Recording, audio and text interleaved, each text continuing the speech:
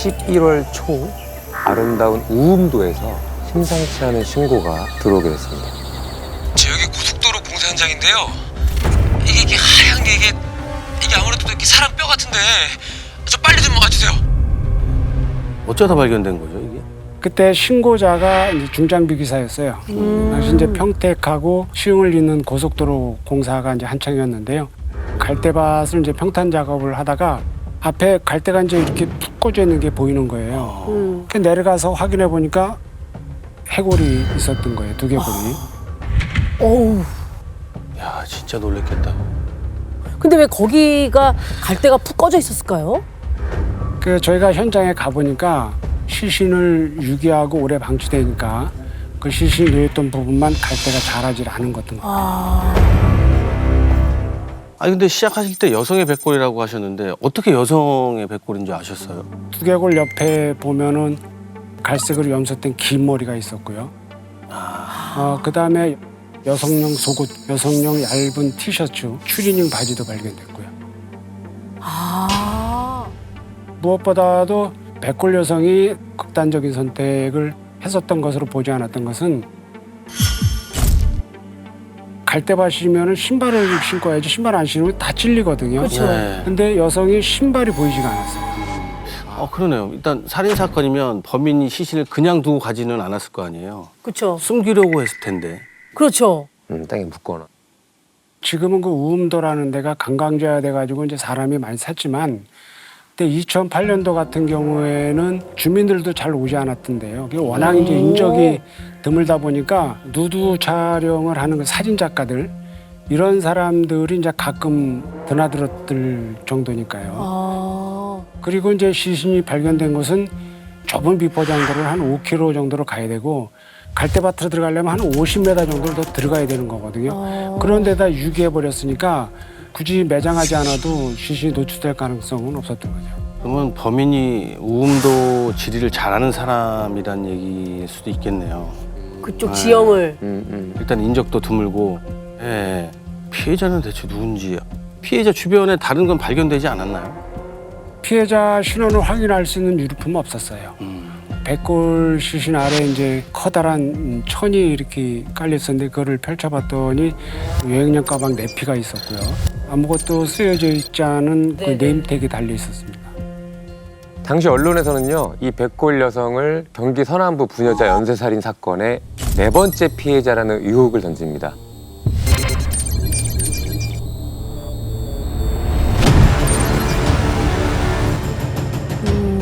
아무래도 지역적인 특성. 네.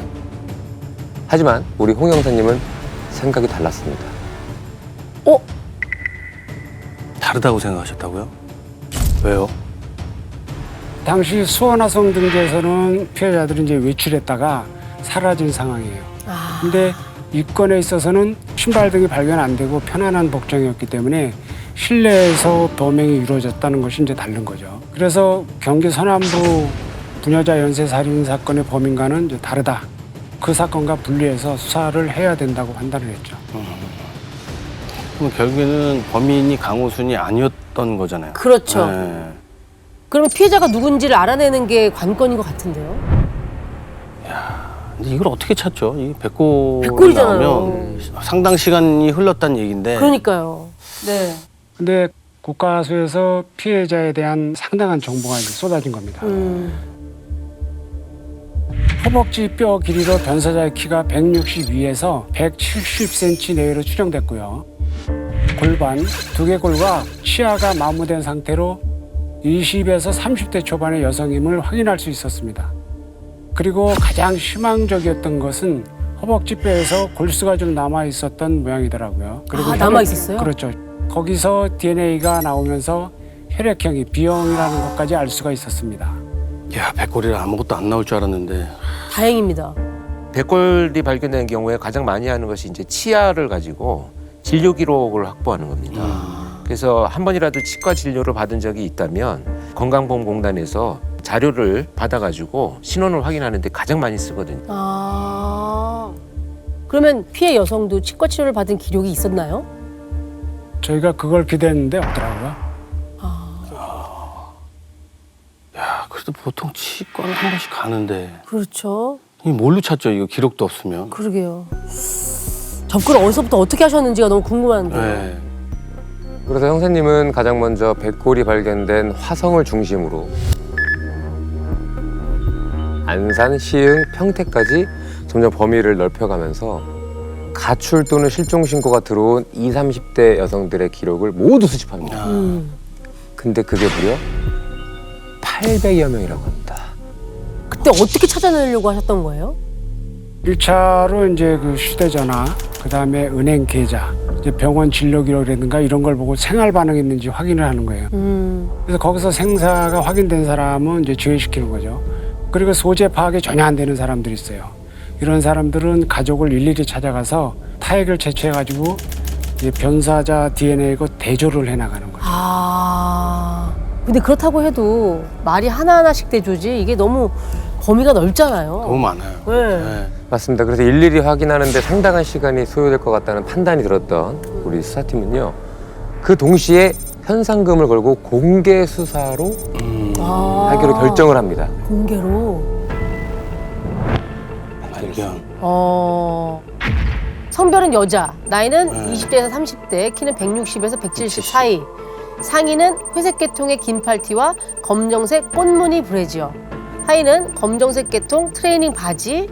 머리는 갈색으로 염색된 40cm가량의 굵은 웨이브 머리. 정확한 특징이 없네요. 근데 제보는 들어왔나요? 저희가 이제 가면서 우음도 일대에다 이제 현수막도 걸고 전단 35,000장을 뿌리고 언론에도 이제 실종자를 찾는 보도를 대대적으로 했어요. 네. 근데 아쉽게도 이제 결정적인 제보는 없었어요. 그래서 팀을 이제 나누어 가지고 유류품이 있었던 피해자 속옷, 여행용 가방, 이 판매처를 찾았는데요. 속옷은 이제 카드로 구매한 사람만 19,000명 정도 이렇게 나왔고요. 여행용 가방은 이제 중국에서 수입을 해서 이태원에 납품한 거 사실까지는 확인했는데 둘 다 그 구매한 사람 확인하기는 힘들었습니다. 맞습니다. 여러 방면으로 대대적인 수사가 펼쳐지고 있던 그때 국가수로부터 아주 반가운 소식이 들려옵니다. 그 정밀 감식 결과가 피해 여성에 관한 아주 결정적인 단서가 발견된 겁니다. 얼굴 광대뼈에 요 부분에 여기 이제 예리하게 여기 절단된 흔적이 있다고 했습니다.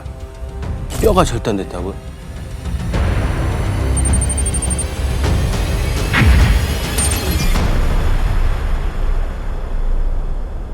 그럼 거기 뭘 얻어 맞은 건가? 광대뼈를? 아니면 토막살?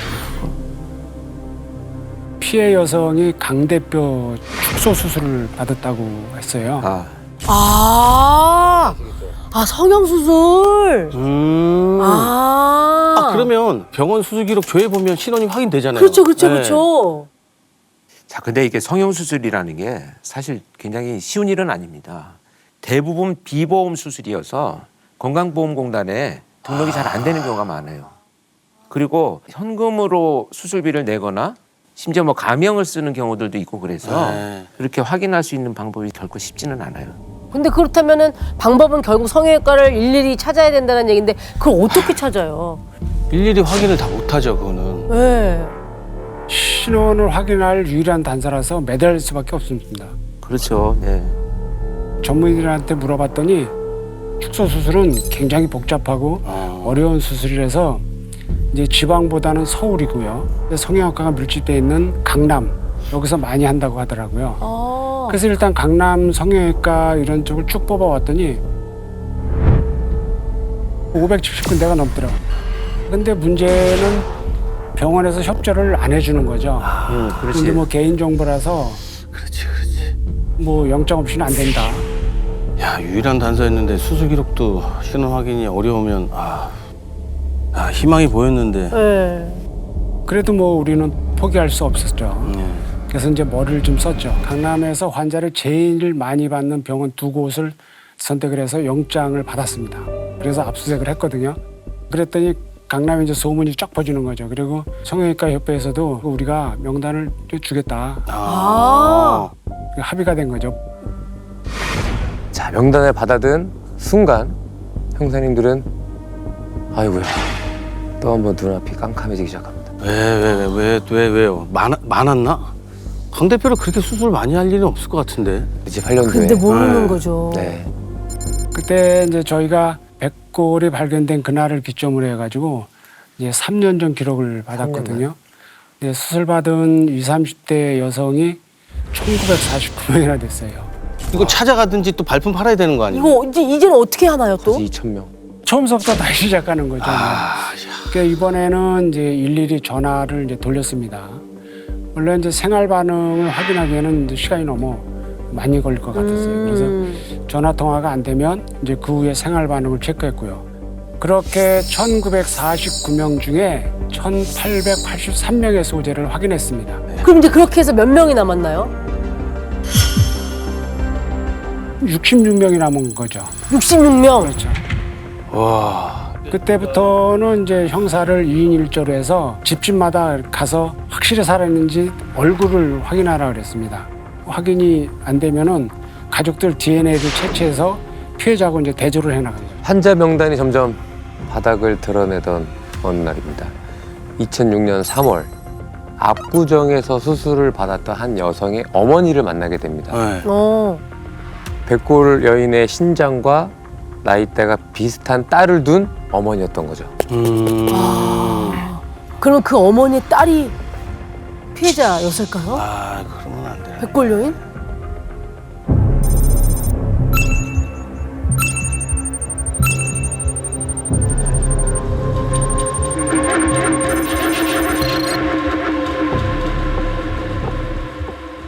아, 근데 백골로 발견된 정도의 시간이 지났으면 그동안 딸과 연락이 안 됐다는 얘기잖아요. 가족 입장에서 당연히 실종 신고를 했었어야 되는 거고요. 그렇죠. 맞습니다. 원래 그 정도 되면 이제 실종 신고나 가출 신고를 했어야 되는데 네. 그렇죠. 딸이랑 연락이 끊긴 지 한 5년이 넘었다고 했습니다. 그 얘기를 듣는데 그 어머니의 딸이 백골이 주인일 것 같다는 촉이 이제 딱 오는 거죠. 형사들 촉이요. 그래서 어머니 DNA를 채취해서 국가수로 이제 반을 보낸 거죠. 네, 일치한다는 통보를 받았습니다. 피해자 신원 확인까지 80일이나 걸렸고요. 80일 전 녹초가 돼요, 형사들. 맞아요. 그렇죠. 지금부터 백골 여인을 윤 씨라고 부르도록 하겠습니다. 윤 씨는요, 2008년 당시 30살이었고요. 네. 최종 주소지가 강남 논현동의 한 오피스텔이었다고 합니다. 일단 딸이 5년 동안 연락이 안 됐는데 실종 신고를 왜 안 한 거죠? 저는 그러게요. 이 부분이 이해가 안 이게 되고 좀 이해가 납득이 안 안 돼요. 돼요. 예. 그때 이제 사정을 듣고 나니까 피해자분이 너무 안타깝더라고요. 3살 때 부모님이 이혼했고요. 그 이후로 이제 할아버지 할머니하고 함께 살다가 할머니 할아버지가 돌아가시고 아버지 이제 집으로 가게 됐거든요. 그때 아버지랑 재혼한 어머니랑 사이가 이제 좋지가 않았어요. 그래서 16살 때 이제 가출을 하는 거죠. 그 이후에 친모랑 이제 종종 연락을 주고받으면서 만나긴 했대요. 근데 하도 이제 떨어져서 산 시간이 많다 보니까 어디서 그냥 잘 살고 있겠거니 하고 생각을 하고 하더라고요. 정말 이거 백골이라도 발견되지 않았다면 그야말로 암수 범죄로 끝났을 가능성이 높은 사건이죠. 그러네요. 예. 네, 맞습니다. 피해자가 어렸을 때부터 얼마나 힘들게 살아왔을지 생각하니까 너무 마음이 아팠습니다. 안타깝네요. 네. 어쩌다 우음도 갈대밭에 이렇게 이제 덩그러니 버려졌는 건지 또 이 억울한 죽음은 반드시 이제 풀어줘야 되겠다는 그 다짐이 들더라고요. 형사님들은 가장 먼저 피해자의 마지막 행적이 언제부터 끊어졌는지를 이제 추적에 들어갑니다. 일단 금융, 통신 조회를 해서 생활 반응을 쭉 살펴봤는데요. 그렇죠. 2007년 9월까지는 살아있던 걸로 추정됐다고 합니다. 시신이 2008년 11월에 발견됐으니까 14개월 전까지는 살아 있었다는 얘기네요. 그렇죠. 처음에 이제 저희도 그렇게 추정을 했죠. 네. 그런데 이제 윤 씨 마지막 주거지였던 논현동 오피스텔에 갔더니 2007년 4월부터 그 집에 다른 사람이 살고 있더라고요. 그러면 우리가 생각하는 그러면- 14개월 훨씬 이전인 1년 반 전부터 네. 집 옮겼다라는 얘기인데. 그렇죠. 집으로 옮겼다는 얘기죠. 그렇죠, 예. 그렇죠. 예, 그렇죠. 정말 다행인 것은 윤 씨가 오피스텔 관리하는 분이랑 이제 꼬박꼬박 인사도 나누고 그래서 관리인이 윤 씨에 대해서 또렷이 기억하고 있었습니다. 되게 또 상냥하고 따뜻한 네. 성격이었나 봐요. 밝은 성격이었나 봐요. 성격이었나 봐요. 집을 이제 뺄 무렵에 그 윤 씨는 보이지 않았다고 했는데요. 그로부터 한 4개월 전부터죠. 30대 초반 정도로 보이는 남자랑 거의 살다시피 했다고 하더라고요. 아, 누가 있었구나. 같이 지내던 사람이 있었던 모양이네요. 동거남? 예. 있을 수도 있고. 그 남자가 누군지는 전혀 모른다고 하시던가요? 네, 남성에 대해서는 이제 알지를 못한다고 했습니다. 그래서 피해자 윤 씨 통화 기록 등을 통해서 지인들 이제 탐문 수사를 했는데요. 그 남자에 대해 아는 게 별로 없더라고요. 그 이름도 뭐라는 사람인지 이런 것도 모르고 단지 이제 굉장히 돈이 많은 사업가 정도로만 알고 있었습니다. 그러면 지인들 중에서 윤 씨와 마지막으로 만났거나 봤거나 연락한 사람은 없었나요? 후배 한 명이 2007년도 3월 말쯤에 윤 씨하고 영화를 봤다고 했습니다. 그리고 이제 며칠 후에 전화를 한 적이 있었는데 그 후로는 이제 윤 씨 목소리를 들은 적이 없다고 했어요. 맞습니다. 이렇게 윤 씨를 둘러싼 묘한 행적이 네. 이제 하나씩 서서히 밝혀지는데요. 그 시작은 2007년 4월부터 이어졌다고 합니다. 2007년 4월이면 집을 뺐던 시기잖아요. 근데 그 집을 뺄 때 윤 씨는 보이지 않았다. 그때 이제 지인들이 윤 씨한테 전화를 걸 때마다 같이 살던 동거남이 전화를 이제 대신 받더랍니다. 아, 그 이제 윤 씨를 바꿔달라고 하면 뭐 잠깐 화장실 갔다, 출장 갔다, 뭐 이러면서 전화를 바꿔주지 않았다고 했고요. 한 2달쯤 지난 6월에 느닷없이 문자 연락이 왔다고 하더라고요. 밑도 끝도 없이 3천만 원을 빌려달라는 문자가 왔다고 했습니다. 지인들이 더 이상하게 생각했던 거는 윤 씨가 단 한 번도 돈을 빌려달라는 부탁을 한 적이 없어서 큰일이라도 생긴 건 아닌가 싶어가지고 이제 전화를 했대요. 그랬더니 이제 받지를 않더랍니다. 동거남이 무슨 큰 사업을 하는 걸로 아까 네. 알고 있었다라고 하는데 왜 지인들한테 큰 돈을 빌려달라고 했을까요? 그것도 문자로? 그런데 윤 씨한테 일어난 이상한 일은 이뿐만이 아니었다고 합니다. 그리고 한 석 달쯤 지났을 무렵이죠.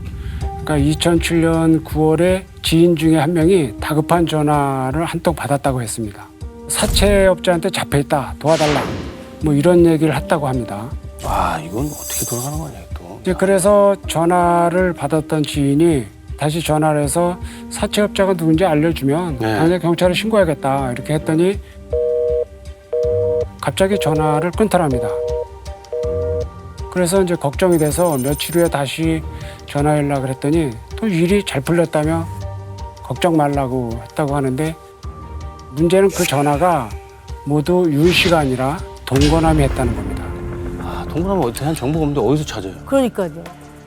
근데 80일 만에 말도 안 되는 방대한 양을 수사해서 100골의 신원도 밝혀낸 우리 형사님 아닙니까? 네. 그 동거남 빛의 속도로 찾아냅니다. 그때 이제 피해자가 동거남과 같이 살았던 게 4개월이라고 했잖아요. 네. 그래서 2006년 12월부터 2007년 4월까지 기간을 이제 넉넉하게 잡아서 가장 통화를 많이 했던 그 번호를 찾았습니다.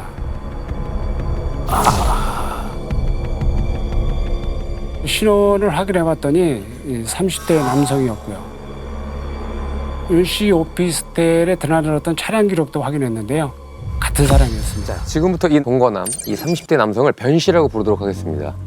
형사님들은 수사 당시에 변 씨의 주거지를 확인하고 한 번 더 확신하게 됩니다. 왜요? 우음도랑 아주 가까운 경기도 시흥에 살고 있습니다. 가장 처음에 발견된 그 현장 가까이 살고 있었어요. 여기까지 왔는데 일단 직접 증거가 없지 않습니까? 이 정황만 있을 뿐이고. 그렇죠. 그래서 저희가 이제 변 씨가 타고 다니던 차량을 추적에 들어갔습니다. 범행에 쓰였을 가능성이 가장 네. 높아 보이죠. 지금 시신이 이동이 됐으니까. 그래서 차량을 확보를 한다면 혹시라도 뭐 이동을 하는 과정에서 혈흔이라든지 혈흔, 네. 이런 게 나온다면 직접 증거로 활용할 수 있을 가능성은 좀 있어 보이죠. 그래서 저희가 동거남의 차량을 조회해봤는데 2007년 10월에 중고차로 팔아버렸어요.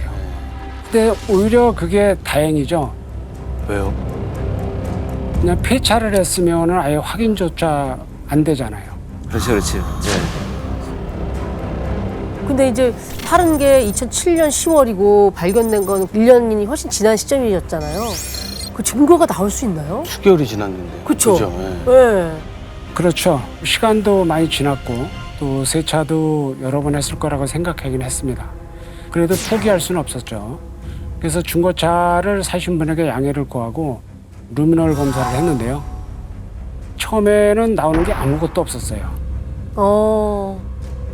그래서 이제 루미놀 용액이 젖은 시트하고 트렁크 깔판을 이제 말려드리려고 바깥에 이렇게 펼쳐놨는데 트렁크 깔판이 점점 빛이 나기 시작하는 거예요. 빛이 보이는 이제 깔판에 이렇게 아래를 이렇게 들어봤거든요. 그때 거기에 이제 검붉은 혈흔이 딱 보이는 겁니다.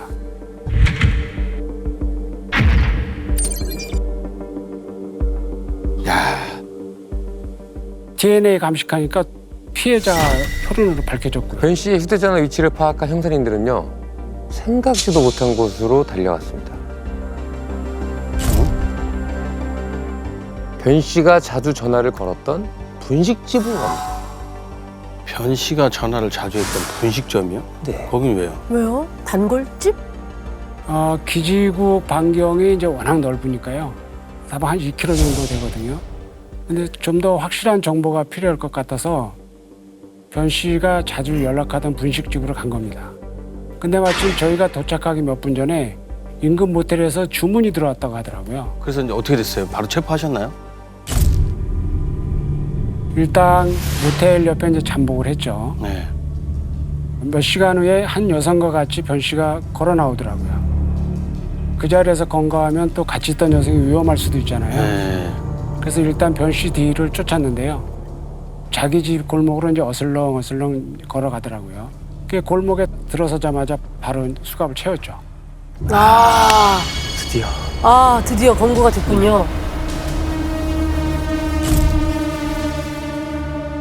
수갑을 채웠을 딱 그 순간에 이 동거남의 반응은 어땠습니까?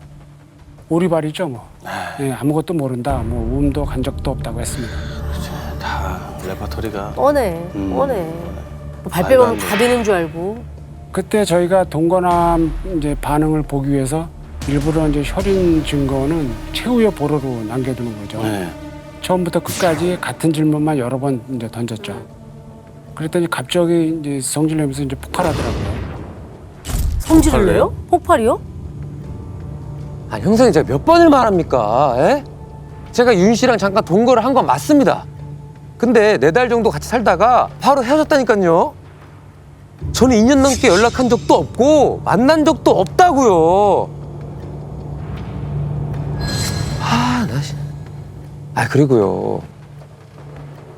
제가 만약에 진짜 걔를 죽였다면 시신을 그렇게 허술하게 버렸겠어요? 흔적도 없이 완벽하게 했겠지? 우음도에 이제 간 적도 없다면서 허술하게 버린 걸 어떻게 아냐? 그랬더니 눈빛이 흔들리는 거죠. 그래서 그렇게 계속 추궁을 하니까 이제 흔들리면서 기사로 갔다고 말했습니다. 그것도 이제 12월 초예요. 그때는 백골 시신이 누군지 밝혀지도 않았을 때예요. 자기 스스로 무덤을 판 거예요. 형사들도 몰랐던 피해자 신원을 12월에 기사만 보고 자기가 알았다라고 하는 거는 우음도 뭐 시신 이렇게 계속 기사를 검색해 봤다 이런 얘기인데요. 그냥 내가 범인입니다라고 하는 소리하고 다를 바가 없다 이렇게 보입니다. 그래서 우리 이제 바로 밀어붙였습니다. 우리 너 그냥 데려온 거 아니다. 다 알고 있고 증거도 다 확보했다. 그러면서 이제 이게 두꺼운 수사 보고서를 책상 위에 이제 딱 올려놨죠. 네. 그랬더니 그때서야 이제 얼굴이 하얗게 질리는 거죠. 그리고 형사님이 마지막 승부수를 던집니다. 차량 트렁크의 혈흔 사진. 변 씨는 결국에 고개를 떨구고 마는 거죠. 살해한 이유가 너무 궁금해져요. 그러게. 뻔뻔한 놈이네 진짜. 지금도 범인의 뻔뻔한 변명을 같이 한번 보시죠. 우발적으로 살해하신 건가요? 다 제 잘못이니까 죄송합니다. 돈이 필요하신 건 홧김에 그러신 건가요? 왜 시신을 유기할 생각을 했어요? 법을 가서 그랬어요? 아, 근데 돈 많은 사업가라고 했잖아요. 그때 이제 불법 도박 사이트를 운영하다가 어이, 쫄딱 망했더라고요. 그 사실을 속이고 윤 씨에게 이제 사업가라며 접근했던 거고요. 같이 산 지 얼마 안 돼서 대출 독촉까지 오고 그러다 보니까 윤 씨가 헤어지자고 했대요. 그래서 이제 4월 5일 결국 이제 그 문제로 다투다가 살해했다고 털어놨습니다. 근데 몸싸움을 하다가 피해자가 넘어지면서 바닥에 있던 아령에 머리가 부딪혀서 죽었다고 하더라고요. 그리고 이제 결정적인 거짓말이라 알 수 있는 부분이 뭐냐면 이미 부검을 했잖아요. 네. 그러면 부검 의사가 머리에 난 상처를 몰랐을 거르고 리가 머리 없죠. 넘어갈 수가 없어요. 주장이 맞는 게 한 개도 없군요. 그렇죠. 그러니까 이제 결국은 목을 졸라서 살해한 후에 우음도 갈대밭에 시신을 유기했다고 모든 걸 이제 자백을 했습니다. 네, 기가 막힌 것은 4월 이후 윤 씨 사망을 숨기기 위해서 윤 씨 집을 이제 빼고 월세를 빼고 또 만기된 적금도 찾고 그 돈을 이제 윤 씨 보험료, 그리고 휴대전화 요금 등을 계속 납부하고 있었더라고요. 윤 씨가 계속 살아 있었다는 것을 이제 남들한테 보여주기 위해서 그런 거죠. 계획적이네. 그 자기비 3천만 원도 이제 윤 씨 돈으로 갚고요. 그래서 재판 결과는 어떻게 됐습니까? 네, 재판 결과는요. 살인 및 시신 유기 혐의 등으로 무기징역을 받았습니다. 2002년 3월 14일 아침 7시입니다. 인제경찰서가 아주 비상에 걸렸습니다. 여기 폐쇄된 쓰레기 매립장인데요. 그 물탱크에 마네킹 같은 게 떠 있다고 신고를 받고 왔는데 이게 아무래도 사람 같거든요. 와서 좀 보시죠. 그거 누가 그렇게 발견을 해서 신고를 했을까요? 신고자는 그때 건설회사 직원이었습니다. 한동안 폐쇄돼 있던 쓰레기 매립장을 이전하려고 답사차 들렀다가 우연히 물탱크 안을 열어봤는데 뭔가 섬뜩한 느낌이 들어서 그때 신고를 했다고 했습니다. 아, 섬뜩한 느낌? 그러면 그동안 폐쇄됐으면 드나드는 사람은 없었을 텐데요. 예, 맞습니다. 인근 마을에서도 약 한 8km 정도 떨어진 야산이었는데 저도 당시 인제에서 이제 몇 년을 살았지만 처음 가보는 곳이었습니다. 비포장도를 해가지고 온몸이 막 흔들릴 정도로 울퉁불퉁한 이거 산길을 따라서 한 30분 정도 들어가니까 쓰레기 매립장이 보였습니다. 그 주위가 이제 온통 나무로 둘러싸여 이제 있던 상태였습니다. 그런데 그렇게 깊은 산 속에 왜 물탱크가 있었을까요? 당시에는 그 쓰레기를 땅에 매립을 했는데 거기서 이제 흘러나오는 폐수를 이제 물탱크에 정화해가지고 강으로 이제 흘려 보냈습니다. 정화조 같은 그런 건가 봐요. 어우, 근데 거기 열었는데 뭔가 마네킹 같은 게 있으면. 현장 상황은 어땠습니까? 그 당시 이제 사다리를 타고 물탱크 위로 올라가서 철제 뚜껑을 열었는데요. 새카만 폐수에 하얀 물체가 둥둥 떠 있었습니다. 키루라기 하나 걸치지 않은 그 알몸 상태의 이제 사람 등이었는데 웅크린 자세였고요. 어머, 폐쇄된 곳이면 언제 유기가 됐는지도 알 수가 없는 상황이잖아요.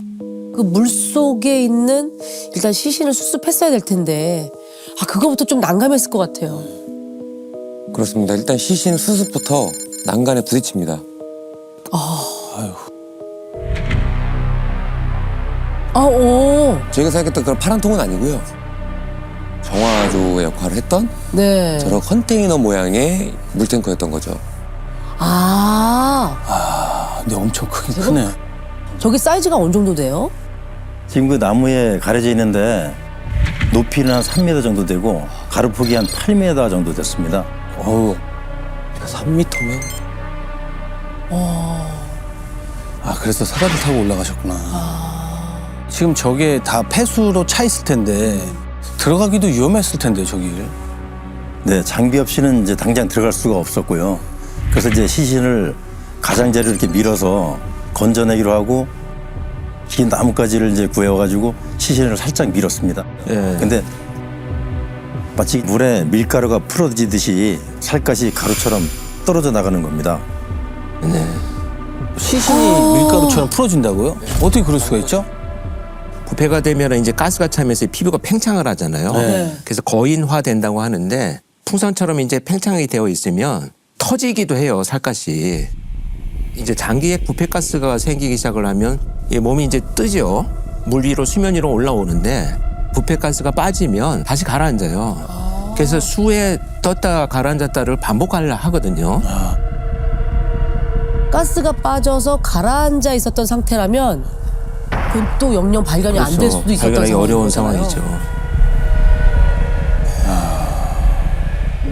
근데 지금 말씀하신 대로 그 나뭇가지를 살짝 댔는데 살이 다 풀어졌다고 했잖아요. 네.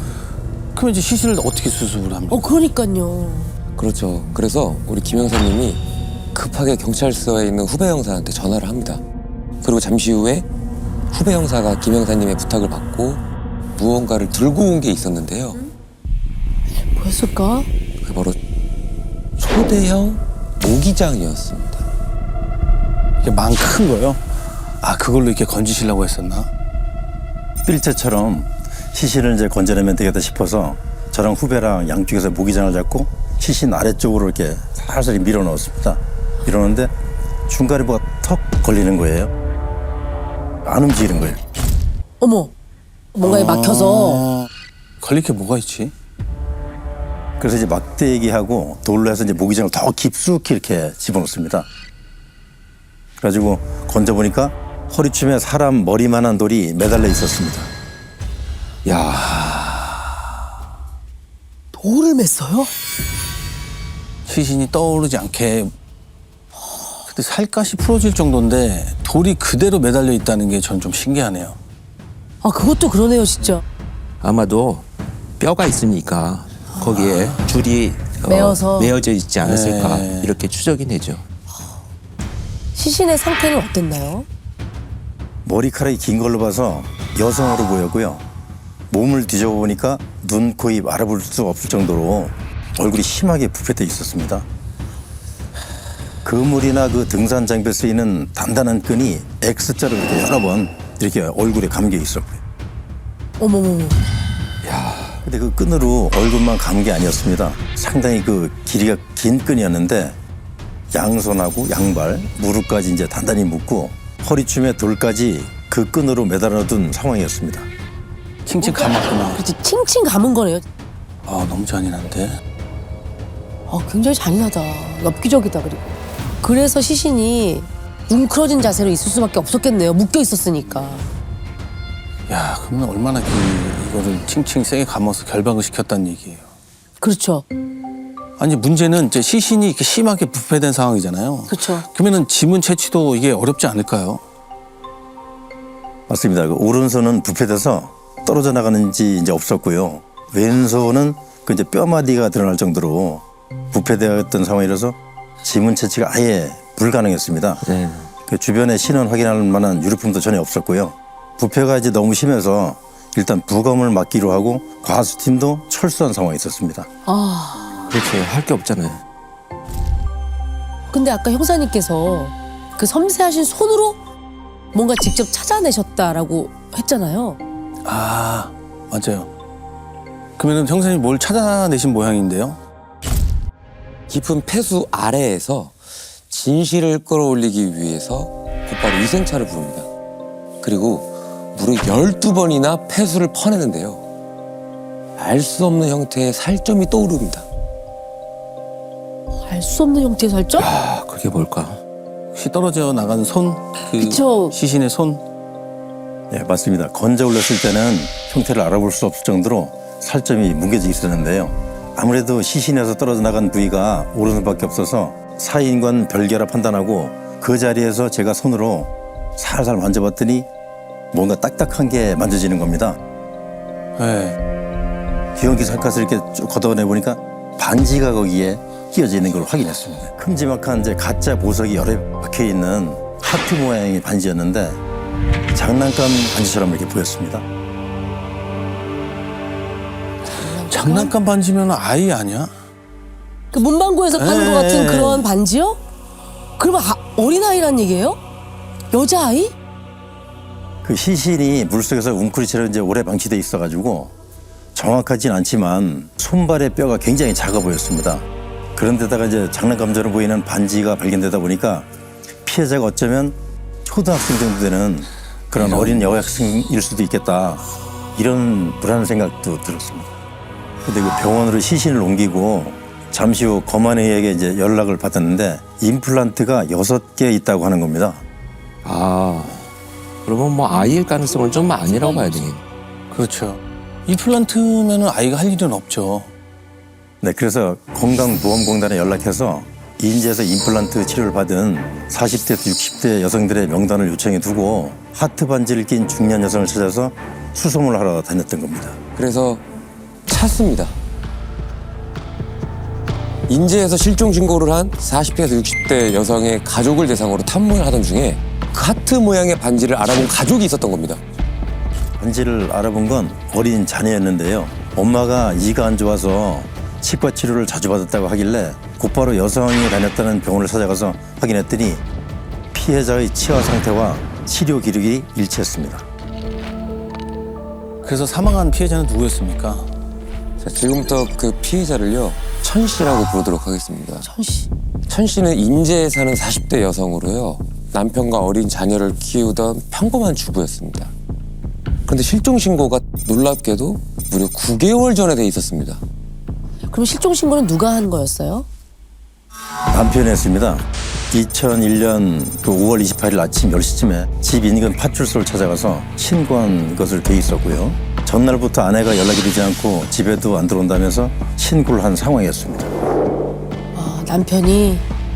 그런데 말이죠, 그 아까 그 피해자의 자녀에게서 그 반지를 확인했을 때부터 이미 집에 남편은 보이지 않았다고 합니다.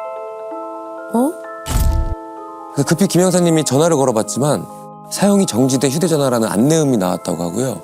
집에는 10대 자녀 2, 그리고 남편의 부모님만 살고 있었다고 합니다. 부모님에게 물어보니까 아들이 서울과 강원도로 오가는 고속버스 기사라 몇 년 전부터 따로 나가서 살고 있다고 했습니다.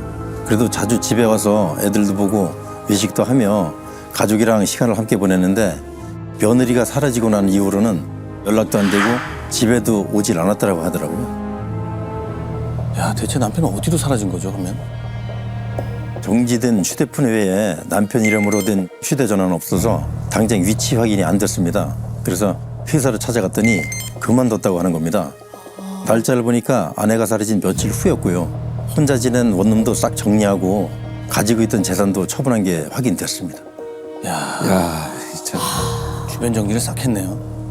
일단은 남편을 경찰서로 불러올 방법은 하나밖에 없었습니다. 가족과 친한 지인들한테 자세하게는 하질 않고 아내로 추정되는 사람을 찾았는데 보호자 확인이 안 되고 있다. 남편을 보면 꼭 좀 연락해달라. 이런 얘기만 흘렸습니다.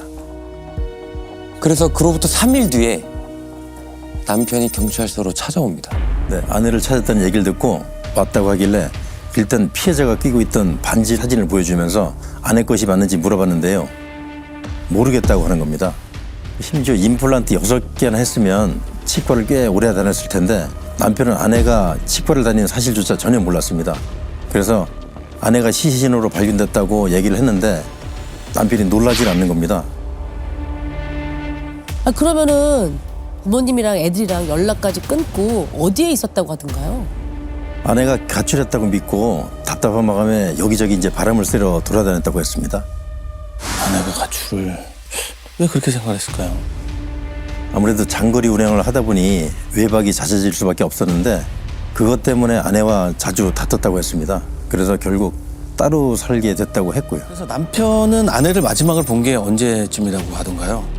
실종 신고하기 전날 아침에 이제 본 게 마지막이었다고 했습니다. 그날 일요일에서 오랜만에 본가에 와서 아내하고 아이들이랑 함께 아침을 먹고 자신은 밭에 고추를 심으러 갔다고 했고요. 저녁 먹을 시간 돼가지고 아내에게 전화를 했는데 계속 받지를 않았다고 했습니다. 집에 갔더니 아내는 없고 그래서 화가 나가지고 이제 양주를 마시고 밤 11시쯤에 아내를 찾으러 돌아다니다가 집에 왔고 그때 시간이 자정쯤이었는데 바로 잤다고 했습니다. 아, 이게 좀 일단 9개월 전 일이잖아요. 네. 술술 막힘없이 얘기하는 느낌이 네. 시간을 정확하게 얘기하는 것도 그렇고. 그러니까 너무 알리바이를 정확히 얘기해도 이게 의심이 그게 약간 많이 가요. 수상하잖아요. 네, 의심이 많이 가요. 네. 집에 있던 아이들은 또 전혀 다른 얘기를 합니다. 아. 왜요? 뭐라고 했는데요? 그 아이들을 직접 찾아가서 혹시 엄마가 사라진 그날 밤에 아빠가 뭘 했는지 기억이 나느냐고 물어봤는데요. 거실에서 자고 있는데 아버지가 현관문을 열고 들어오는 소리가 나서 이제 깼다고 했습니다. 그리고 얼마 안 있다가 다시 밖으로 나가는 소리가 들렸는데 그때가 새벽 시간인 것 같다고 하는 겁니다. 그 남편은 그냥 아까 뭐 한 12시쯤 잤다고 하지 않았어요? 네. 그러면 아이들 말로는 다시 나가는 거잖아요. 그쵸, 그쵸. 엄마가 살인 상황에서 아이들이 거짓말을 할 일은 없고 그러면 남편이 거짓말을 했다는 얘기인데요? 부모님의 얘기도 좀 들어봐야 될 것 같은데 같이 계셨을 거 아니에요? 너무 늦은 시간이라 사실 밤에 아들이 언제 들었는지도 전혀 모르고 계셨습니다. 야, 남편이 거짓말을 하는 거면 너무 충격인데요, 이건. 이미 9개월 전의 일이기 때문에 남편의 알리바이를 확인하기는 쉽지 않았습니다. 그래서 우리 김 형사님은 그날 아내 천 씨의 행적을 확인해 보기로 합니다. 그리고 그날 가족들과 아침 식사를 끝낸 천 씨가 동네 막국수 가게로 간 사실을 확인합니다. 그날 천 씨가 동네 막국수 가게에서 아르바이트를 시작한 날이었습니다. 아이들의 학원비를 벌어보려고 한 건데 이 사실을 남편은 전혀 몰랐고요. 아이들의 학비를 보탬이 되고자 알바까지 네. 하셨구나. 남편하고 사이는 뭐 안 좋다고 해도 아이들을 위해서 아이들 키우는 데는 적극적으로. 네. 네. 그러면 일을 하고 있는 동안에 무슨 일이 벌어졌을 것 같진 않아요, 그렇죠? 그렇다면 이제 퇴근 이후 퇴근은 몇 시에 했다던가요? 그 가게 사장 말로는 밤 9시가 퇴근 시간인데 그날은 1시간 일찍 퇴근했다고 했습니다. 급한 일이 있었던가요? 그날 천 씨랑 어울렸던 모임 사람들이 첫 출근을 축하하면서 가게에 찾아와서 매출을 좀 올려줬다고 합니다. 그래서 사장도 고마운 마음에 천 씨를 1시간 일찍 퇴근시켜줬다고 했고요. 그럼 그날 술자리 분위기는 괜찮았다고 하던가요? 뭐 싸웠다거나 언성이 오갔다거나. 워낙 좁은 동네다 보니까 가게 사장도 그 모임을 하는 사람들을 대부분 안다고 했는데요. 분위기는 좋았다고 합니다. 그러다가 이제 취기 오른 사람들이 하나둘씩 자리를 떴는데 마지막에 남은 사람은 사장이 모르는 남자였다고 했습니다. 그 남자가 누구인지는 확인됐나요? 네, 그 모임 사람들한테 물어봤더니 인근 부대 소속 군인이라고 했습니다. 그래서 최근 들어 모임에 들어와서 다 같이 어울려서 다녔다고 했고요. 아, 최근 들어서. 그러면 남아있던 군인 그리고 피해자 이렇게 두 사람이 마지막에 같이 나간 건가요? 맞습니다. 같이 가게를 나갑니다. 아, 그런데 천 씨가 막국수 집을 나서면서 사장님한테 이런 부탁을 했다고 합니다. 사장님, 저 먼저 퇴근할게요. 아, 혹시 누가 전화해서 저 찾으면 저는 9시에 퇴근했다고 말 좀 전해주세요. 이건 뭐야? 그럼 그 군인은 뭐라고 하던가요? 뭐 둘이서 나가서 어디로 간 건지. 가게에서 나오자마자 천 씨와 헤어지고 관사에 가서 잤다고 했습니다. 모인 사람들과 어울려서 지내다가 몇 번 본 게 다고 천 씨와 따로 만난 적은 없다고 했고요. 그날 마지막까지 남아있던 것도 남은 술을 마셨을 거라고 그렇게 얘기했습니다. 야, 이걸 믿을 수도 안 믿을 수도 없고. 와. 그날 행적이 확인이 돼야 되잖아요. 그쵸, 그쵸. 관사에서 혼자 지내고 있어가지고 알리바이를 확인해 줄 사람이 없었습니다. 그래서 일단 용의 선상에 올려두고 군인과의 관계가 어땠는지 또 혹시 천 씨에게 원한을 가질 만한 사람은 없었는지 주변을 상대로 탐문 수사를 이어나갔죠. 그런데 이제 천 씨를 두고 한간에 떠도는 묘한 소문 하나를 듣게 됩니다. 혹시 그 사람은 만나보셨나? 왜? 그 아줌마 뒤만 졸졸 따라다니는 남자 있잖아요. 못 들으셨어요? 아니 그 남자가 전화를 막 그냥 아무 때나 막 해가지고 전화 안 받으면 받을 때까지 계속 전화를 해가지고 그 아줌마가 진저를 쳤다는데? 아 뒤를 밟는 건지 그 아줌마가 가는 곳은 어떻게든 알아내서 찾아오기까지 했다니까? 이 동네 사람이면 모르는 사람이 없을 텐데? 형사님 정말 그 남자 얘기 못 들었어요? 일단은 동네 사람이 알면 이 남자가 누군지 알 수 있을 거 아니에요. 누구였나요? 시에서 하청받아가지고 조경을 하는 작업반장이었는데요. 천 씨가 이 사람 밑에서 일을 한 적이 있었다고 했습니다. 근데 어느 날부터 작업반장이 노골적으로 천 씨에게 만나자고 하고 수시로 연락도 했고 아이고. 천 씨가 계속 안 만나주니까 근무 시간에 따로 불러내기까지 했다고 했습니다. 아니 안 만나겠다는데 왜 그렇게 사람을 집요하게 귀찮게 굴어? 범죄예요. 전형적인 스토킹이죠. 지금이라면 뭐 처벌되겠지만 네. 당시만 해도 스토킹 법이 통과가 안 됐을 때여서 피해자가 굉장히 고통스럽지 않았는가 싶어요. 아유. 그럼 혹시 남편이 이천 씨가 바람난 걸로 의심해서 아내를 그렇게 했을 수도 있지 않나? 이게 온 동네 사람이 다 안다면 남편 귀에도 분명히 들어갔을 거 아니에요. 누군가가 얘기했을 수도 있죠. 남편은 작업반장의 존재를 몰랐습니다. 그리고 계속해서 아내를 죽이지 않았다고 주장했고요. 거짓말 탐지기 수사도 했는데 진실 반응이 나왔습니다. 그래요? 제 남편에서 좀 벗어나는 느낌이 들죠. 남편 또 범인이 아닌가? 그러게요. 남편이 전국을 돌아다니면서 뭘 했는지 일일이 확인해 봤는데요. 아내가 돌아가게 해달라면서 용하다는 점집을 찾아다니며 점도 보고 수백만 원씩 들여서 구판까지 여러 번 벌린 게 확인됐습니다. 정황상 그 남편에게도 수상한 점이 많았지만은 전부 그 간접 증거뿐인데다가 남편보다 더 의심스러운 인물이 둘이나 확인됐으니 본인과 작업반장을 우선적으로 수사를 해보기로 했죠. 그 국까지 버릴 정도면 그게 거짓말은 아닐 거 아니에요. 그렇죠. 마지막 지푸라까지 잡은 거지. 그럼 지금 상황에서는 제일 의심스러운 거는 작업반장밖에 없는데요. 지금 뭐 동네 분들이 다 알 정도로 쫓아다녔다면 그 막국수 가게에도 찾아왔겠는데요? 맞습니다. 막국수 가게 앞에 서성거리는 작업반장을 본 사람이 있었습니다. 이거 완전 소름이에요. 아니 근데 9개월 전인데 그걸 누가 목격한 겁니까? 그 마을 주민이었습니다. 저녁을 먹기 위해서 집으로 가다가 그 작업반장이 막국수집 앞에 있는 걸 봤다고 했습니다. 그때가 이제 7시쯤이라고 했고요. 작업반장 밑에서 일을 해왔기 때문에 얼굴을 똑똑히 기억한다고 했습니다.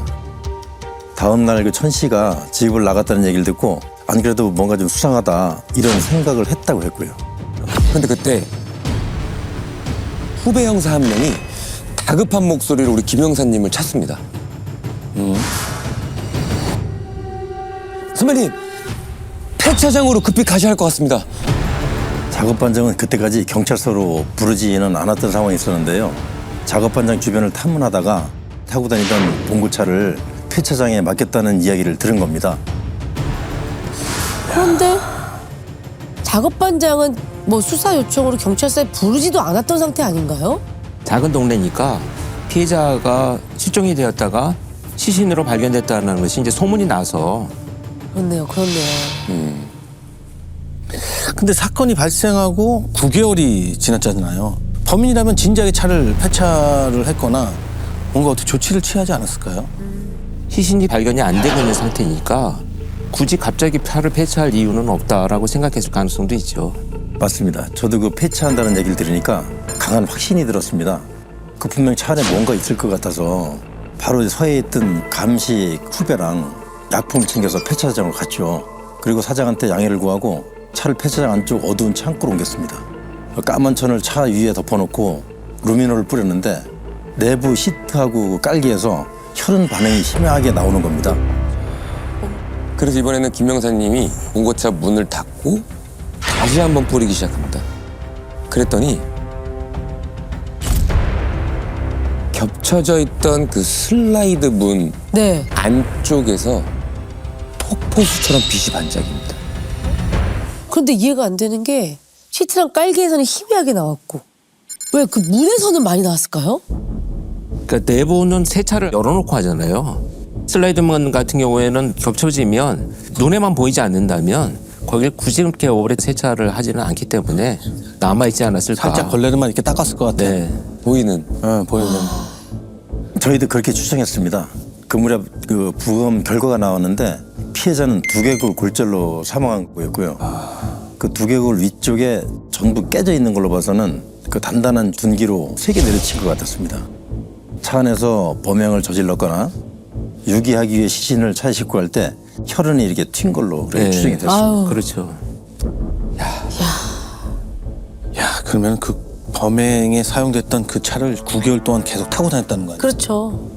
독하다, 독해. 그런데 시체를 찾은 것 같다는 소식이 들리고 경찰들이 왔다 갔다 하면서 수사를 하고 다닌다. 이러니까 그제서야 급하게 이제 폐차를 하려고 했다라는 거죠. 시장에 잘 맡긴 거죠. 그러면 작업반장도 확실하게 뭔가 눈치를 챘다는 얘기잖아요. 폐차장 직원한테 차 뭐라고 하면서 맡겼냐고 이렇게 물었더니 시동이 안 걸려서 폐차를 해달라고 했다는데 제가 그 시동을 걸어보니까 바로 걸리더라고요. 그래서 제가 그 자리에서 바로 작업반장에 전화를 걸었습니다. 지금 보여줄 게 있는데 잠깐 폐차장으로 와라. 경찰서가 아니어서 그런지 금방 오는 겁니다. 그래서 제가 작업반장이 보는 앞에서 차에 루미노를 뿌리면서 왜 이렇게 반짝이는 줄 아느냐 이렇게 물었는데 모른다고 하더라고요. 루미놀이 뭔지 몰랐겠죠. 그렇겠죠. 그러니까 이게 뭔가 싶었겠죠. 그렇죠. 그래서 김 형사님은 작업반장을 경찰서로 같이 데리고 옵니다. 그리고 옆에 있던 후배 형사님을 정육점으로 보냅니다. 왜요? 왜 아야?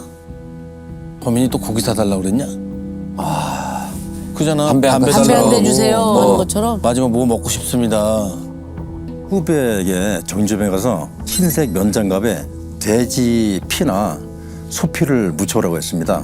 작업반장 눈앞에서 루미노를 좀 보여주려고요. 그 피 묻은 장갑이랑 멀쩡한 장갑 양손에 끼우고 잘 보라고 했죠. 그 차에서 뿌린 게 바로 이거다 하면서요. 이 범인이면 진짜 시겁하죠. 그러네요. 눈앞에서 피 묻은 장갑을 봤는데. 그럼 작업반장의 반응은 어땠나요? 그걸 왜 나한테 보여주냐 이런 듯이 눈을 크게 치켜뜨고 저를 빤히 쳐다봤습니다. 그러면서 자신은 죽어도 범인이 아니라고 그러는 거예요. 아유, 다 나오는데 왜? 참, 뭐 아니긴 뭐가 아니야. 이제 DNA 맞춰보면 바로 바로 체포죠. 답 나오는 거 아니에요? 예. 저희가 임의동행에서 데리고 왔기 때문에 6시간만 데리고 올 수 있었는데 아무리 자백을 받아내려 해도 꿈쩍을 안 하는 겁니다. 뻔뻔하다. 해결해야 되는데. 용의자를 잡아둘 수 있는 시간이 얼마 남지 않았을 때 형사님은 누군가한테 전화를 겁니다. 그리고 잠시 후에 한 남자가 경찰서에 들어옵니다. 그 작업반장 친구였습니다. 그때 늦은 저녁이었는데 작업반장한테는 아내와 자식이 있었거든요. 예. 그래서 풀어주면 집에는 안 들어갈 것 같고 그대로 도주할 수 있어서 작업반장 친구를 불러놓고 물어봤죠. 지금 잠깐 풀어줄 건데 어디서 잘 거냐, 집으로 갈 거냐 그랬더니 친구 집에 가겠다고 하더라고요. 그래서 저도 같이 가게 됐습니다. 에? 무슨 상황이에요? 같이 가야지.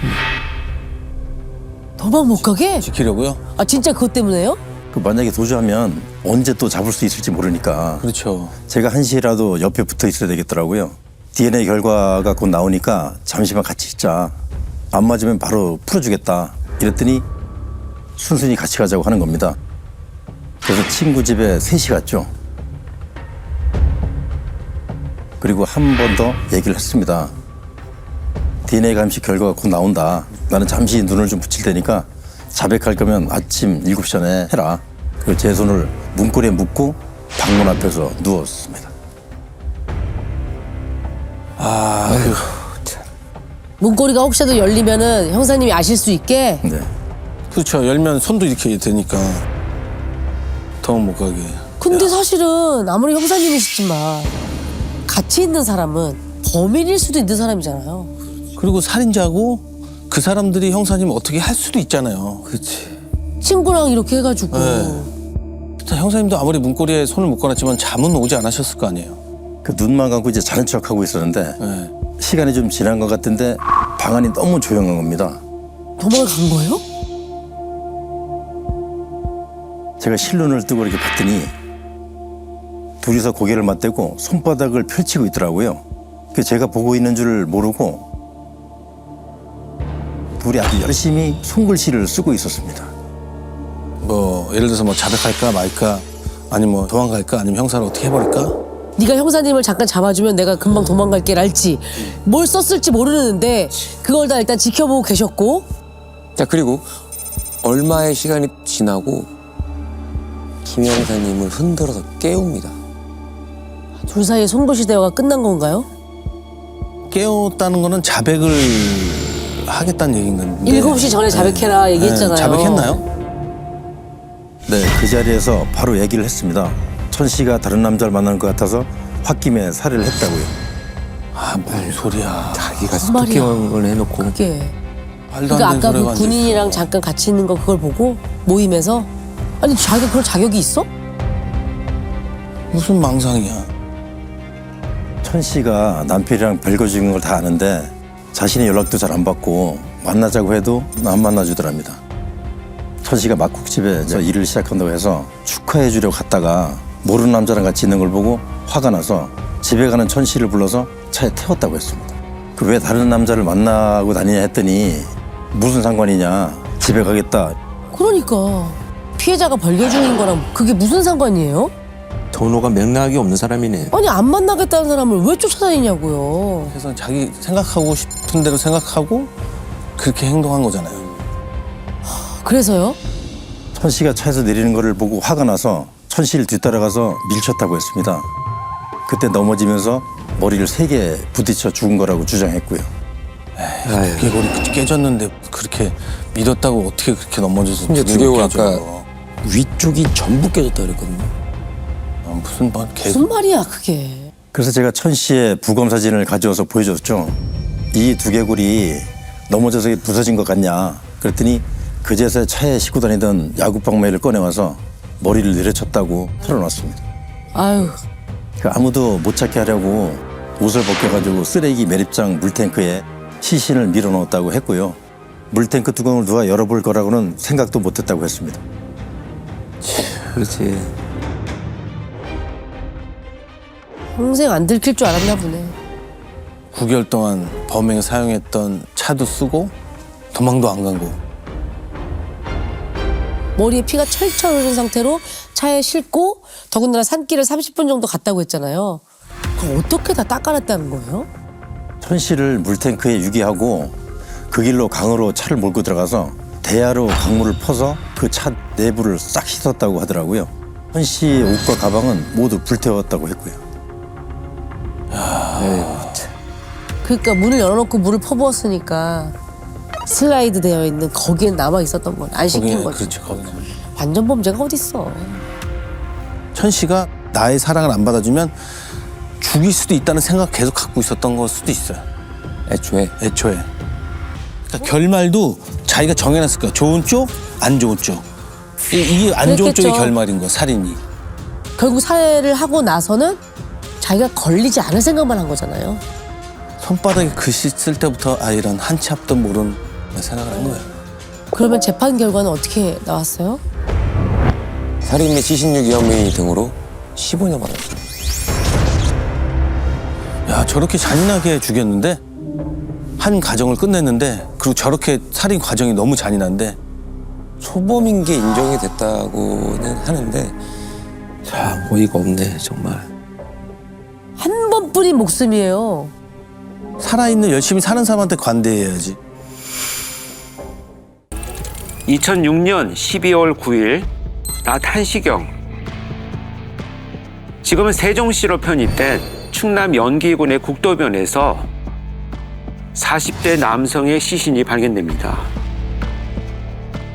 신고자는 화물차 기사였고요. 이동 중에 볼 일이 급해서 잠깐 갓길에 차를 세우고 내렸다가 도로 옆 배수로에 사람이 죽어 있는 걸 발견한 상황이었습니다. 국도변 배수로에서 시신이 나왔다고요? 어떻게 된 거지? 거기에 시신이 왜 있죠? 거기 도로에서 뺑소니라도 벌어진 걸까요? 차가 관련된 사건은 맞았습니다. 천안에서 연기를 거쳐 공주 방향으로 가는 4차선 도로였는데 주변은 온통 야산이었고 가까운 곳에 마을도 없어서 오직 차만 다니는 곳이었다고 합니다. 사람이 걸어서 다닐 때가 아니네. 그럼 누군가가 차로 치고 유기했거나 살해한 시신을 유기했을 상황이네. 그 화물차 기사분이 아니었으면 많이 늦게 발견됐을 것 같아요. 네. 시신 상태는 어땠나요? 시신은 지하 배수로 바닥에 옆으로 누운 채 쓰러져 있었고요. 어두운 색 점퍼에 셔츠, 정장 바지 차림이었는데 머리 뒤쪽과 얼굴이 피범벅이었다고 합니다.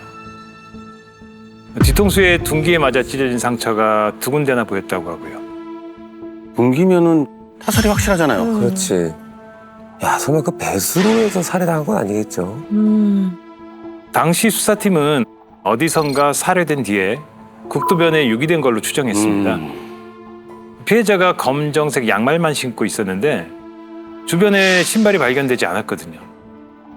그리고 시신의 저항은이나 별다른 외상도 없었고요. 저항 한번 못 해보고 둔기로 그냥 공격을 당했네. 아.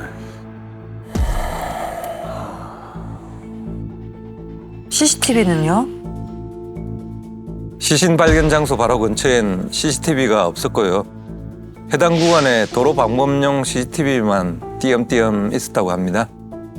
천안에서 내려오는 쪽에 하나, 공주로 나가는 쪽에 하나가 있어서 현장을 거쳐가는 차량을 확인할 수는 있는 그런 상황이었습니다. 아, 그래도 양쪽에 하나씩은 있었네. 근데 언제 범행이 벌어졌는지를 알아야 찾아볼 텐데. 피해자분의 신원은 확인이 됐나요? 주머니에 지갑이나 신분증은 없었는데 주변에 피해자 것으로 보이는 휴대전화가 떨어져 있었다고 합니다. 물에 젖어 켜지지 않은 상태라 뒷면에 적힌 시리얼 넘버를 조회해서 가입자를 찾았다고 하고요. 천안에 사는 43세 남성이었는데 182에 이미 가출 신고가 되어 있었다고 합니다. 가출 신고가 돼 있다는 거는 누군가가 애타게 찾고 있었다는 거네요. 그렇죠. 아니, 천안에 사는 분이 어쩌다가 연기군 국도변에서 언제 신고가 들어와 있었나요? 시신이 발견되기 4일 전인 12월 5일에 아내가 신고를 한 거였는데요. 남편이 집을 나간 건 12월 1일이라고 했습니다. 야, 12월 1일이요? 그럼 이미 집에 안 들어온 지 8일이나 됐다는 거잖아요. 근데 왜 바로 신고를 안 한 거죠? 남편이 자동차 영업을 하는데 사정이 어려워서 빚이 좀 있었다고 합니다. 빚독촉 때문에 전화를 꺼두고 며칠 집에 안 들어온 적도 있어서 이번에도 전화기 끄고 어디 숨어 있나 싶어서 몇 밤 더 기다리다가 결국 신고를 한 상황이었습니다. 그러니까 원래도 말없이 집에 안 들어오기도 했었나 보네요. 근데 1일 날 나갈 때는 뭐 어디 간다거나 뭐 누굴 만나러 간다거나 뭐 그런 얘기는 없었나요? 친한 지인을 만나러 간다고 했답니다. 그래서 아내가 그 지인한테도 연락을 해봤는데 저녁에 술 한잔하고 헤어진 뒤로 어디로 갔는지 모른다고 하더랍니다. 아, 도대체 그날 무슨 일이 있었던 거지? 술 마시고 혼자 집에 가다가 퍽치기라도 당한 건가? 아까 지갑이 없었다고 했잖아요. 그렇죠. 아니면은 뭐 혹시 돈 빌려준 사람이 빚독촉을 받고 있었다고 하니까. 그런데 그 지인이 그날 식사 자리에 한 명이 더 있었다고 했답니다.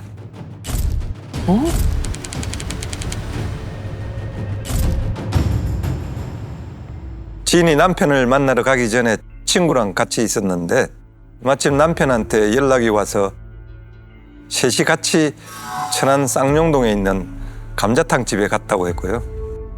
남편이랑 자기 친구가 밥 먹으면서 급속도로 친해져서 둘이서만 2차를 가고 자기는 먼저 집에 돌아왔다는 거죠. 그래서 형사들이 지인의 행적을 확인해 봤는데 전부 사실로 확인됩니다. 그러니까 한 명이 더 있었어요. 피해자가 처음 본 지인 친구랑 2차로 술 마시러 갔다는 건데. 그럼 그 지인의 친구라는 사람을 찾아야겠는데요? 그런데 이상한 건 지인도 그 친구를 12월 1일 이후로 보지를 못했다고 합니다.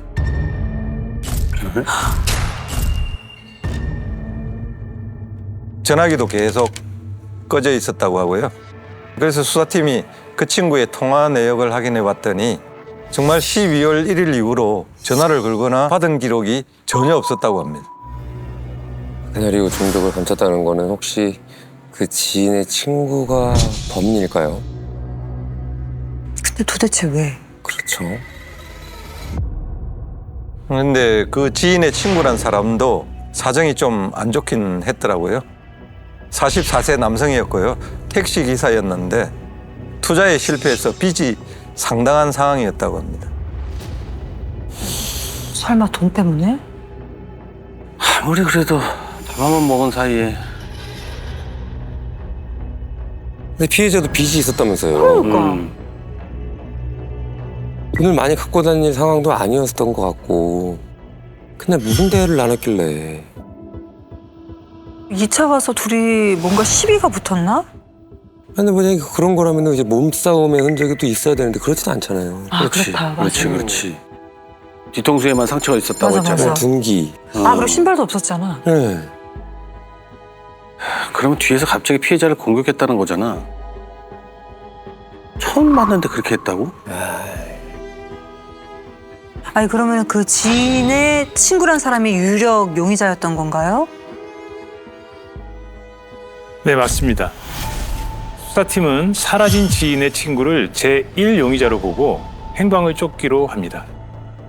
이때부터 피해자 시신이 발견된 연기경찰서와 실종 신고를 접수한 천안경찰서가 공조 수사를 벌였다고 하고요. 이렇게 공조 수사가 시작됐군요. 근데 처음에 시작할 때 총 4군데서에서 공조를 했다고 하니까 그렇게 되지만 아직 2군데가 더 나왔다는 거고. 그럼 그 이후에 뭔가 찾았나요? 형사들이 모두 달라붙었는데도 좀처럼 행적이 나오질 않았다고 합니다. 평소에 타던 택시도 회사 소유라 범행과는 관련이 없었다고 하고요. 이렇게 감쪽같이 사라질 수가 있나? 대체 어딜 간 거지? 아니 그럼 시신은 누구 차로 유기를 한 걸까요? 수사팀이 범행 차량을 찾으려고 국도 CCTV도 계속 분석 중이었는데요. 맨땅에 헤딩이나 다름없었습니다. 시신이 언제 유기됐는지 모르니까 12월 1일 밤부터 시신이 발견된 9일까지 CCTV를 전부 확인해야 했는데 이 9일간 지나간 차량만 10만 대였다고 합니다. 야, 10만 대요? 너무 많다. 아니 그걸 어느 세월에 다 확인을 합니까? 만 대도 많은데 10만 대는 너무 많다. 아우. 우선 범행 가능성이 높은 밤 시간대부터 확인해 나갔다고 하고요. 피해자가 마지막으로 목격된 곳이 상가들이 다닥다닥 붙어있는 길이 좁은 골목이라 대형 화물차는 제외했다고 합니다. 그게 총 9,000대였다고 하고요. 그중에 렌터카, 대포차를 우선으로 확인합니다. 그리고 천안, 공주, 연기 쪽에 연고가 있는지 등도 조사를 했고요. 조금이라도 의심스러우면 직접 찾아가서 만나기도 합니다. 그 9,000대를 그렇게 용의 차량을 찾는 것만도 만만치 않았겠는데요. 지나간 것만으로 의심할 수는 없으니까 일일이 조사하고 네. 만나고 했겠네. 근데 진짜 그 지인의 친구가 살해를 하고 무주 중인 게 맞을까요? 근데 범인이 아니라면 사라질 이유가 없는 거잖아요. 왜냐면 이렇게까지 안 나타날 수가 있나 싶기도 하고요. 그날 피해자랑 같이 있었다가 같이 범행을 당한 건 아니겠죠?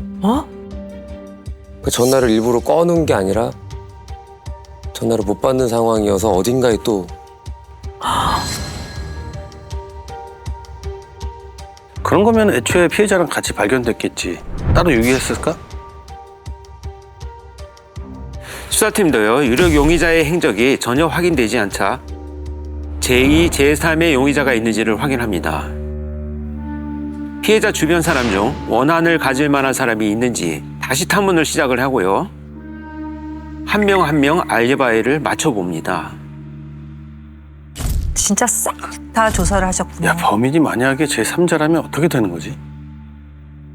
범인이 만약에 다른 사람이면 그 같이 있던 지인 친구도 찾아야죠. 사라진 이유가 없는데. 그런데 배수로에서 피해자의 시신이 발견된 지 23일 만이죠. 새해 첫날이었던 2007년 1월 1일 지인의 친구가 어디 있는지 확인됩니다. 친구가 나타났어요? 23일 만에? 어디 있었는데요? 충남 아산의 하천에서 낚시하던 주민이 물속에 잠겨있던 남자 시신을 발견했는데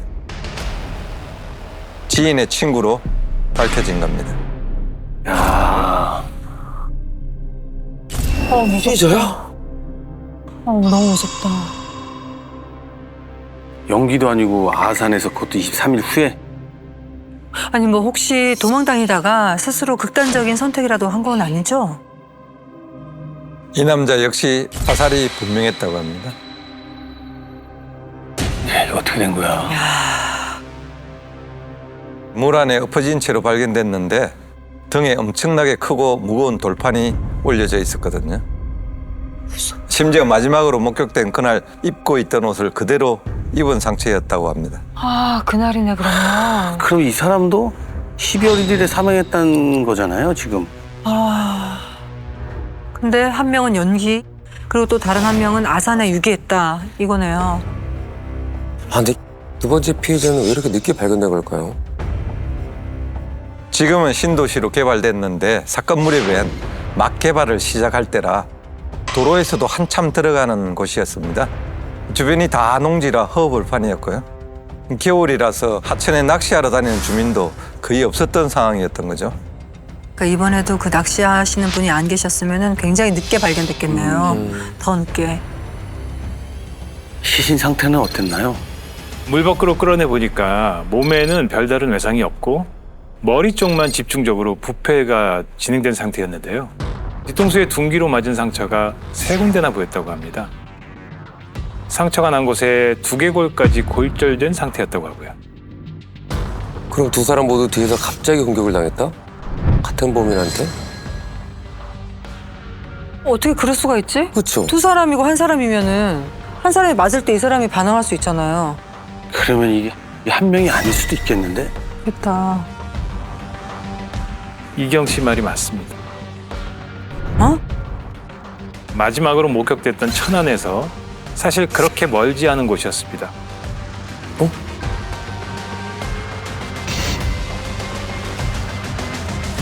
이게 뭐야? 뭔 말이야? 피해자들이 마지막으로 저녁 식사를 했던 천안에서 첫 번째 피해자가 발견된 곳은 차로 25분 거리였고 두 번째 시신이 발견된 아산은 천안과 더 가깝습니다. 그러니까 천안에서 출발해서 아산, 연기로 가든 아니면 순서가 뒤바뀌든 그것도 아니면 따로 유기를 했다고 해도 모두 인근이었던 겁니다. 셋 다 가깝네요 진짜. 근데 이제 그날 둘이 처음 봤다 그랬잖아요. 네. 처음 본 이 둘한테 동시에 원한이 있을 리는 없지 않아요? 근데 혹시 두 번째 피해자도 지갑이 없었나요? 있었습니다. 주머니에서 지갑이 나왔는데 현금 96,000원과 신용카드, 신분증, 복권까지 들어있었다고 합니다. 바지 주머니에 차키도 있었고요. 야, 그럼 이게 뭐야? 돈을 노린 것도 아니잖아. 그럼 도대체 왜 그러는 거야? 이해가 안 되는데. 유력 용의자가 이렇게 시신으로 발견되면서 수사는 원점으로 돌아갑니다. 이때부터 두 번째 시신이 발견된 아산경찰서까지 투입이 됐다고 하고요. 충남청 광역수사대를 중심으로 수사본부가 차려집니다. 와 정말 4개 팀이 다 붙었네요. 전혀 연관성이 없는 두 명이 같은 날 살해가 됐으니 범인을 대체 어디서 찾냐고 이게 지금. 그럼 용의선상에 올릴 만한 사람이 있었나요? 연기경찰서 형사들이 천안에서 연기를 지난 차량 후천대를 계속 확인하고 있었잖아요. 그중 12월 2일 새벽에 첫 번째 시신이 발견된 곳을 지나간 차주가 한 명 있었는데 그 사람이 좀 이상한 얘기를 하더랍니다. 차주가 뭐라고 했는데요? 자기 차가 맞긴 맞는데 자기한테 차가 없다고 했던 겁니다. 에? 이게 뭔 소리야? 본인 차를 누가 다른 사람이 운전했다는 건가? 예. 그것도 몇 년 전에 잠깐 만났던 헤어진 여자친구한테 졌다고 했는데요. 헤어지고 나서 차를 못 돌려받아서 그 차가 어디 있는지도 모르고 지금은 어디서 뭘 하고 사는지도 모른다고 합니다. 헤어지기 직전에 천안에서 주점을 열어서 개업식에 한번 간 적이 있는데 쌍용동이었다고 했고요. 어? 피해자들이 마지막으로 갔던 감자탕집. 거기가 천안 쌍용동이라고 했는데. 아, 그러니까 거기서 또 둘이 2차를 갔다고 했잖아요. 맞아요. 설마 그 주점에 갔나? 뭔가 관련이 있을 것 같은데요. 그래서 형사들이 천안 쌍용동에 가서 그 여성의 이름으로 된 가게를 찾아다녔는데요. 주점이 아니라 노래방을 하고 있었다고 합니다. 그런데 공조 수사 중인 천안경찰서에서도 이 노래방을 이미 한 번 했었던 상황이었다고 하고요. 다른 서에서 이미 왔다 갔었다고요? 근데 이 노래방을 어떻게 알고 찾아온 거지? 차 때문에 찾아간 게 아니었고요. 12월 1일 밤에 피해자들이 이 노래방에 간 걸 누군가 목격을 해서 그 진술을 듣고 찾아간 거였습니다. 피해자들이 그러니까 이 노래방에 왔었다고요? 그럼 노래방 주인이 이미 만났던 거네요. 뭐라고 했던 거죠? 노래방 여주인 말로는 피해 남성들이 온 건 맞는데 도우미를 불러달라고 해서 거절했더니 그냥 돌아갔다고 합니다. 실제로 노래방에 오긴 왔는데 그냥 돌아갔다. 근데 그 여주인 차가 그 새벽에 국도변을 지나갔다라는 거잖아요. 그러니까 수상하긴 한데 아무리 술에 취했어도 남자 2명을 여성이 그렇게 할 수 있을까? 그렇죠. 그래서 형사들이 노래방 주변을 며칠 잠복해 봤는데 어쩌면 그 노래방 여주인이 아니라 그 여주인의 아들이 범인일 가능성이 높아 보였다고 합니다. 아들이요? 아들이 있었어요? 뭔가 좀 의심스러웠던 게 좀 포착이 됐나요? CCTV에 찍힌 차량을 아들이 타고 다녔던 거죠. 아들이 노래방 일을 돕고 있었는데 사건 당일에도 아들 혼자 그 노래방에 있었던 게 기지국 위치로 확인됐고요. 그러니까 그날 노래방에 있었던 건 아들이었다. 아니 근데 그 여주인은 왜 그날 아들이 이랬다고 얘기를 안 한 거지? 그러네. 아들이 몇 살이었는데요? 27살이었고요. 아주 건장한 체격이었다고 합니다. 형사들이 탐문을 계속해 보니까 피해자들이 그날 노래방에 간 걸 본 사람이 있었는데 나오는 걸 본 사람이 아무도 없었다고 하고요. 마지막으로 동선이 끊긴 지점이 그 노래방으로 추정됐다고 합니다. 야, 그럼 진짜 이 아들이 피해자를 죽였다고? 혼자서? 2명을. 근데 왜 노래방 손님들을 왜? 그러니까 이유가. 모든 증거는 노래방 안에 있겠죠. 수사팀은 그동안의 정황들로 압수수색 영장을 받아서 노래방 내부 감식에 들어갔고요. 아들이 몰고 다니던 승용차도 국과수에 보내서 감식을 맡깁니다. 그렇지. 노래방에서 뭔 일이 벌어졌으면은 뭔가가 반드시 나왔겠죠. 차도 그렇고. 나왔어요? 네, 나옵니다. 노래방을 샅샅이 감식한 결과 카운터 안쪽에 있던 오디오 장비 밑에서 아주 미세한 혈흔 몇 점이 발견됐다고 하는데요.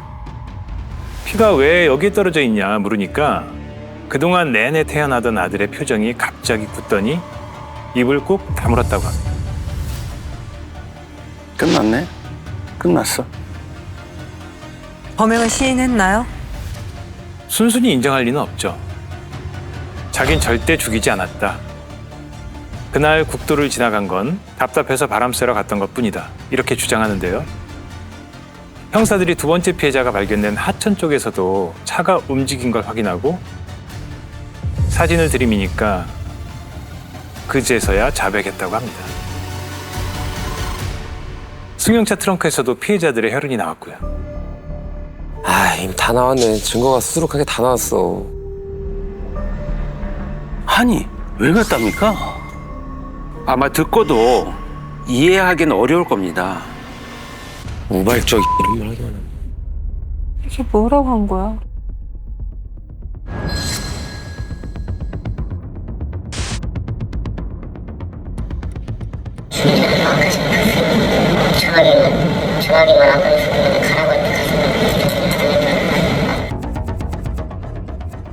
전화기를 꺼내서 그랬다고?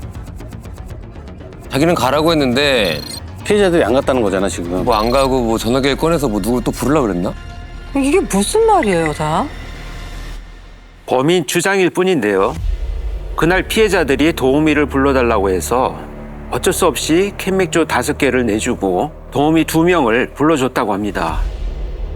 그리고 1시간쯤 지나서 도우미 비용까지 모두 포함해서 지금까지 돈을 먼저 내라고 했더니 두 번째 피해자가 무슨 돈이 이렇게 많이 나왔냐, 돈을 못 내겠다라고 하면서 갑자기 화분을 발로 차서 깨트리고 자기 얼굴을 밀쳤다고 했습니다. 첫 번째 피해자는 옆에서 웃고 있었다고 하고요. 갑자기 그렇게 행패를 부렸다고? 비용이 얼마였길래 이런 일이 벌어진 거예요? 12만 5천 원 정도였다고 합니다. 그래서 5만 원만 내고 가라고 했더니 손님들이 거부했다고 주장을 했습니다. 근데 아까 그 지갑에 돈이 있었잖아요. 9만 6천 원인가? 네. 물속에서 발견된. 네. 5만 원이면 줄 수 있었는데. 그래서 술값 받으려고 죽였다는 거예요, 지금? 그게 아닙니다. 계산 안 할 거면 나가라고 했는데 두 번째 피해자가 그냥은 못 가겠다면서 휴대전화를 꺼내 신고하겠다고 했답니다. 순간 화가 나서 겁을 좀 주려고 카운터 밑에 있던 목금을 꺼내 들었는데 피해자들이 죽일 테면 죽여보라고 했다고 하고요. 목금으로 두 번째 피해자 머리를 수차례 내리치고 첫 번째 피해자가 말리려고 해서 둘 다 죽였다. 목금으로 내리쳤다고요? 이게 아까 두개골이 다 깨졌다고 하지 않았나? 그리고 말리는데 어디든 뭐 맞은 적도 없었잖아요. 아니, 그리고 목금을 들고 때리는데 가만히 있을 사람이 어디 있어요? 난리 나죠. 말이 안 되죠. 이건 다 이 사람 주장일 뿐이잖아요. 그런데 갑자기 그 목검이 어디서 난 거예요? 노래방에 그런 게 왜 있어요, 목검이? 50cm 정도 되는 짧은 목금이었는데 친구한테 받았다고 합니다. 범행 후에 도로변에 버렸다고 해가지고 형사들이 부러진 목금을 찾아냈고요. 거기서 피해자 2명의 혈흔이 나왔다고 합니다. 그날 이후로 증거를 없애려고 노래방을 매일 물청소했다고 하고요. 청소한다고 그 범행이 숨겨지겠냐고. 사람을 2이나 죽였는데. 우발적 살인 100% 주장하는 모양인데 이걸 증명을 어떻게 합니까?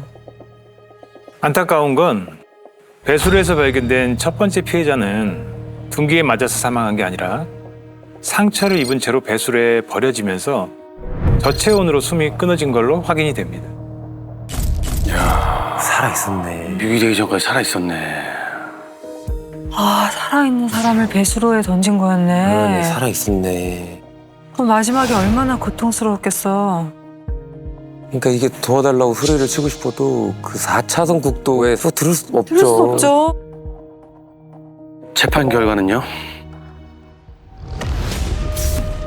징역 17년을 선고받습니다.